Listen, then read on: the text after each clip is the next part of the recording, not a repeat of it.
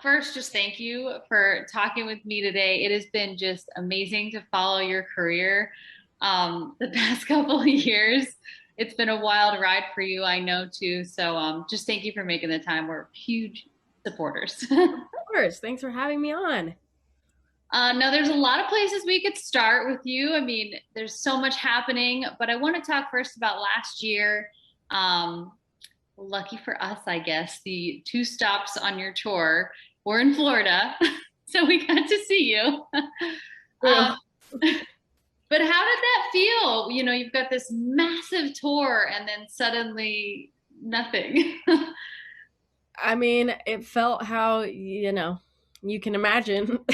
I think that it was tough for everyone. I think even if you weren't doing a big, huge headlining arena tour, it also sucked to have everything just, do this. But it was really, I mean, it was very trippy and scary. And uh also just, because we worked so hard on that show and we were in Miami for like 2 weeks or something. I don't know how long. But then we just did one show and then another show and then I think we did another show and then it was like, go home. Go put your pajamas back on. And it was like, too scared to get we didn't want to get COVID on the plane, so we had to drive home and that was, oh my god, that sucked so bad. Oh my god, that couldn't have been worse. It was like 3 days in the bus. And so I was just like dying on the bus 3 days long. Oh my god. And then we went home and we didn't, go anywhere for like the whole year, like everybody else. But it's okay. We're it's reeling back in a little, I think. Reeling back in, and I'm just curious. I know a lot of artists handled it differently, but did you start writing Happier Than Ever during that time? And do you think it kind of affected the outcome of the album? We did, and yes, for sure it did. For the first like month, yeah, I guess it was a month. For the first month of COVID, I was like, couldn't have been less inspired, wasn't creative, didn't want to work, didn't want to, you know, I didn't want to do anything, which was great because I didn't have to. But so we didn't start working at all until like a month in. My mom was like, because me and Phineas don't live together anymore because he moved out, and so I was with my parents, and my mom was like, maybe you guys should like come up with like a schedule, if you guys wanted to like work. And we were like, that's so stupid. That's so dumb. Why would we want that? Why would we want to work? We don't even need to make an album. We don't have to put an album out for like at least a year.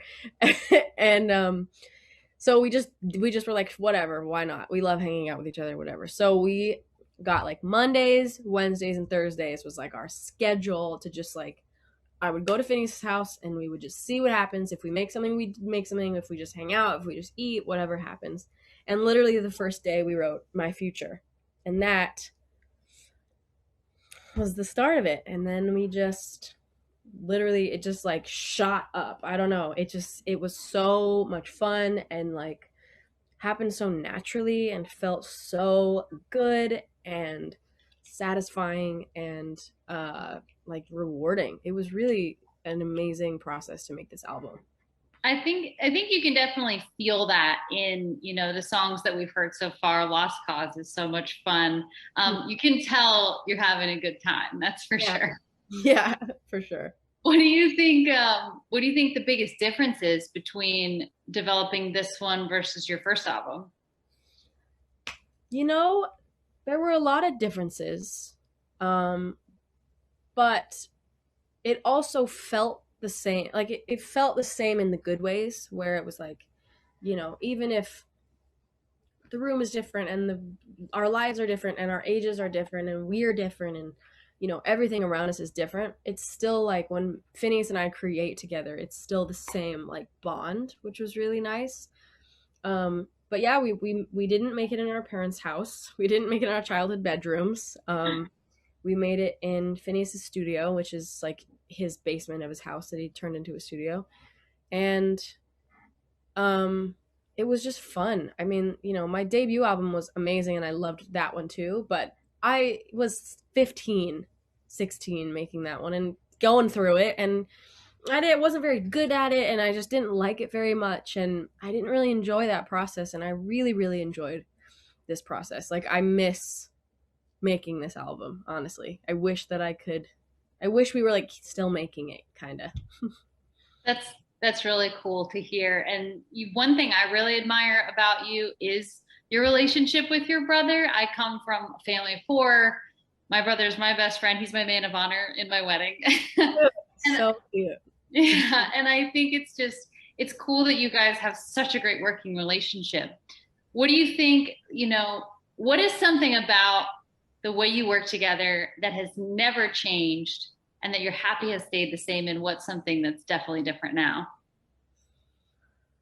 Something that's never changed, I think would be our like humor together, like our our kind of sibling bond of just like making each other laugh. We like nobody makes me laugh like Phineas does, and I think he's like told me the same thing too. We just laugh so much, and that has never changed, and I hope that it doesn't. I don't think it will. And then something that has changed, I think, like honestly, the creative process has changed a lot in terms of just like me being better at it than I used to be, and actually doing so much more. I didn't really used to know what I was doing, and so I would kind of let Phineas go, like, lead the way. And I feel that for this one, and just now in general, it was so 50-50. It wasn't like he's leading the way and I'm following along. It wasn't like I'm leading the way. It was like we both were completely in tune with each other and just like creating exactly at the same time almost. It was really great. It was great. I would imagine the instruments get a little fancier too. Probably helps. Yes, we do. Yes, we have a better mic. Better We have, tools. yeah, a very nice mic. And yes, definitely better tools. We had like way more tools. Because he made this whole studio and he has like way more stuff now. So yeah, definitely better tools for sure. Now I want to talk briefly about what's coming to Disney Plus, which I think is so cool. Huge performance, love letter to Los Angeles. Just talk a little bit about why this project is so special to you, and why that's a story you wanted to tell.